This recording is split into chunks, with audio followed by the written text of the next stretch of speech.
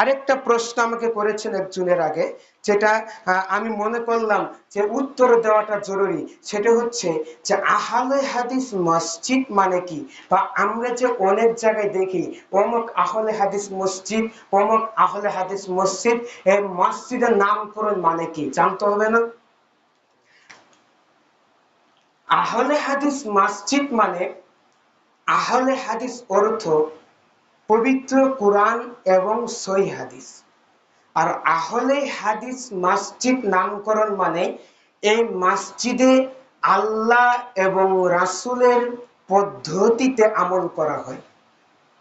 তবে এই মসজিদে যদি কোনো হানাফি, যদি কোনো কাদেরি, শাফি আসুক, আলহামদুলিল্লাহ, শুকরিয়া, কেননা তারা তাদের মন মতো সালাত আদায় করুক। তবে আশা করি আল্লাহ তাদের একদিন, যদি আমাদেরটা ভুল হয় তাহলে আমরা একদিন সঠিক বুঝ পাবো, তাহলে তাদেরটা যদি ভুল হয় তারাও একদিন সঠিক বুঝ পাবে। তবে তাদেরকে ঘাড় ধাক্কা দিয়ে বের করে দেওয়া কি বেয়াদবি, এটা আল্লাহর নবীর কি ছিল না, আদর্শ ছিল না? একজন সালাত আদায় করতে এসেছে, তাকে বাধা দিবে?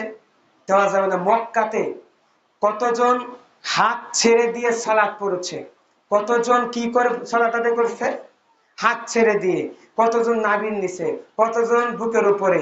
ইমাম বলছে জাগা মসজিদ তো নেই, বলছে। তাহলে কোনো মুসল্লির উপর জুলুম করা যাবে? যাবে না। আপনার, আপনি তো সহনশীল হবেন, বুঝাবেন, আর বুঝাতে হলে মারতে হবে, বুঝান।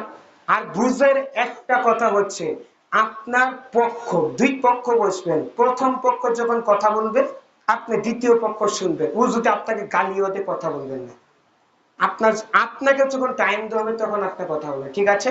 তো আহলুল হাদিস মসজিদ মানে যেখানে কার আনুগত্য করা হয়, আল্লাহ এবং নবী। এখন